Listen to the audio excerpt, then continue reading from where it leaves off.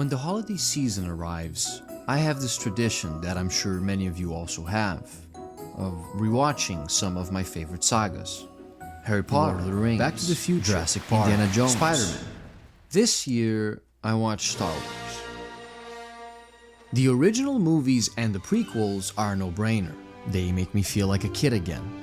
I experience excitement, anticipation, and glee just at seeing the title scroll. Only this time, I kept watching all the way into the Disney Star Wars content. And I have to confess, it was rough. These movies did not make me feel like a kid. They made me feel like a child.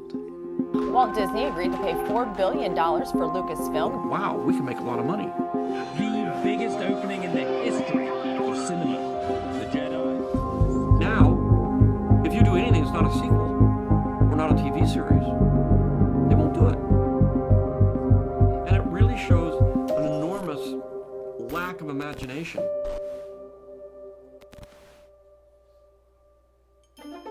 Let's be honest, the original Star Wars movies are not without their own faults. But this feeling was new to me. At first I thought, maybe it's just me, maybe I've outgrown Star Wars over the years.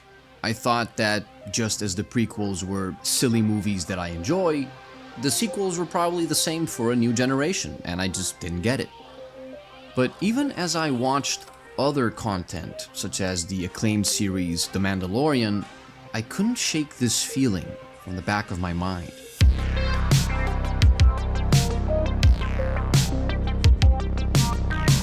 And as the show advanced, it became clearer and clearer to me what that feeling was. Weirdly enough, if I had to describe it, I guess it's the same feeling that you get when you're watching Dora the Explorer. The show is designed for children, and it is a brilliant show in that it engages the audience by asking them to identify the things on the screen and point them out to Dora. Could you check the map for us and find out how to get to the big hill? In essence, this is the type of piece of media that assumes that you need your hand held in order to enjoy it, and that it needs to provide you with constant stimulation and explanation in order to keep you hooked. Otherwise, you will lose track of things and subsequently lose interest. For every problem, there is a ready-made answer. For every challenge, an almost immediate solution. If the characters need something done, then all I need to do is yell at the screen and bam, it happens within moments. This is something that happens again and again in Kenobi and in the new series Ahsoka. And I never thought I would say this, but I could only watch impervious heroes mowed through nondescript goons so many times before I returned to the only spin-off that seemed to be straying away from the usual Star Wars formula. We're going together. I'll tell them what happened.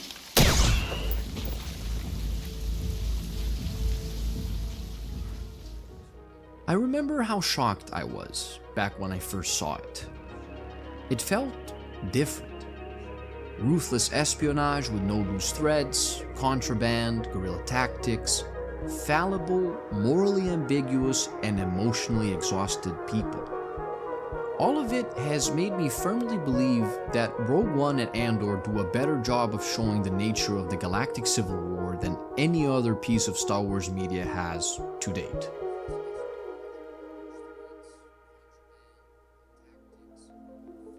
It is no secret that one of the quintessential ironies of the original Star Wars is that it is not a war movie. It's a space opera, inspired by the campy sci-fi magazines, serials, and movies that preceded it.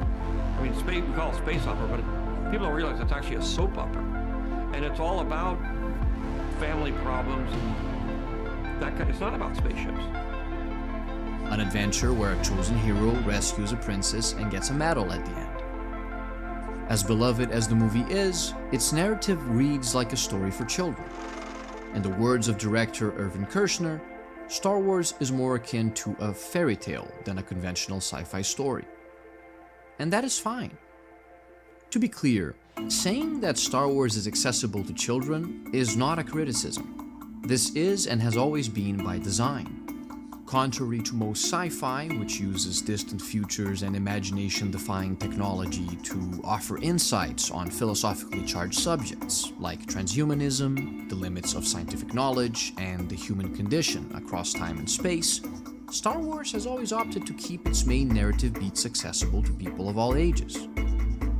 For instance, normally in science fiction, the existence of artificial intelligence allows for adult themes to be explored. In movies like Blade Runner or shows like Battlestar Galactica, intelligent machines serve as mirrors to humanity and make us question the very idea of sentience and free will. Meanwhile, in Star Wars, robots are rarely more than light comedic relief and guilt-free chaff for our heroes to cut through.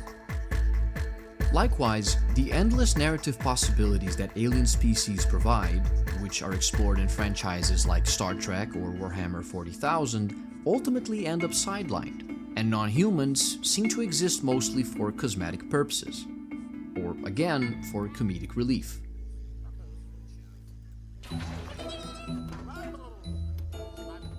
Some may accuse Star Wars of being a superficial piece of science fiction because of the conscious choice not to delve further into these sci-fi staples, but I think that this is an unfair expectation. That is because, to the humans of this distant galaxy, the concerns remain very much the same as those that we presently have.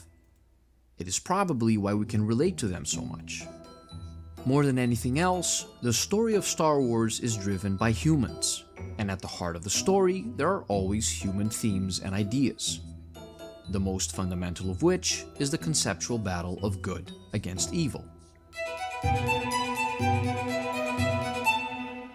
In other words, there is no room for any other sci-fi themes in Star Wars because the war in question has always been the war between the light and dark sides of the Force, between the Jedi, the Sith, and those who fight alongside both of them.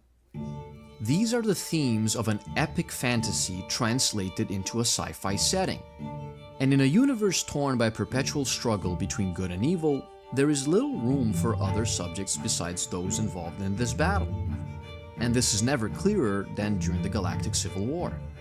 But Rogue One and Andor confirm intuitions that we did not know we had, like that the Rebellion could not afford to sit and wait for some hero of prophecy to bring down the Empire, or that opposing the Empire did not necessarily make someone into a hero, or even into a good person. This is what makes Tony Gilroy's Rogue One and especially Andor so different from other Star Wars media, and what makes them so refreshing. The themes of casual, indifferent, and cruel oppression, of compromising one's morals for a greater cause, of forsaking one's future for that of others, fit within the conflict of good and evil while also expanding it. And this is in part what makes a show like Andor more adult.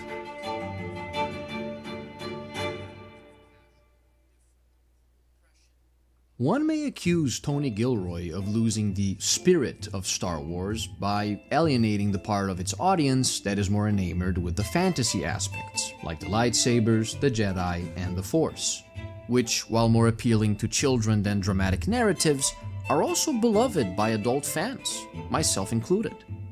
For this reason, I want to discuss what I think is what made the original Star Wars so good and so successful. And before we can move on to that, we need to address the elephant in the room, which can only be done by answering a very simple question. Why does Star Wars only feel childish now if it was always meant to be accessible to children? I'm all the Jedi.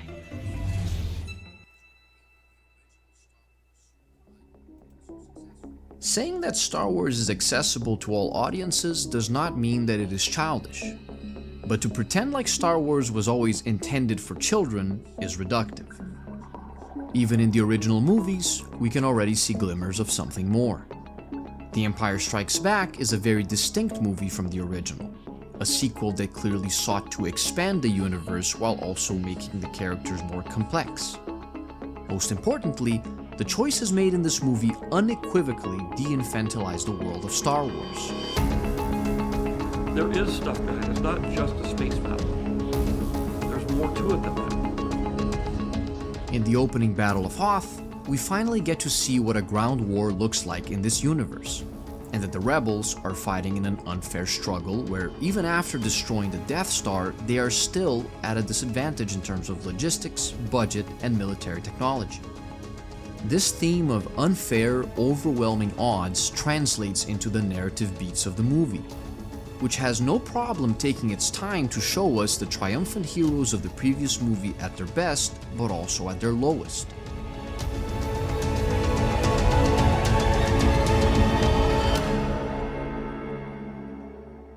This in turn allows us to get a better understanding of the characters. We notice that characters do not act like fairy tale characters, but as human beings. Han Solo does not side with the good guys because he believes in the cause of the Jedi or in the righteousness of the rebellion. The reason the smuggler can't bring himself to leave is that his friend Luke needs him, and most importantly, he is in love with Leia. His choices are based on fundamentally human emotions. He is not playing a role in a story, but rather acting as a living, breathing part of a world. Likewise, we empathize with characters like Admiral Piet, a man working for the evil Empire who is hopelessly subordinated to Darth Vader and forced to play along with his cruel Sith games. The movie takes its time to show us the perspective of the Empire in order to highlight that there are people working just as hard as the rebels on the other side, and that despite their allegiances, they too are human beings. Another delightfully real thing about this movie is that, for the first time, we get to see the unexpected moments of downtime in preparation of these characters. We see Luke eating his rations, we see Han repairing his ship, we see Leia briefing the pilots before takeoff. We even see Vader dealing with the banal inconveniences of the chain of command, and taking his helmet off. Not to mention the plethora of background characters doing, well, background things. In between the lightsaber battles, space dogfights, and scenic planetscapes, we catch glimpses of moments that make the galaxy feel lived in, and make the characters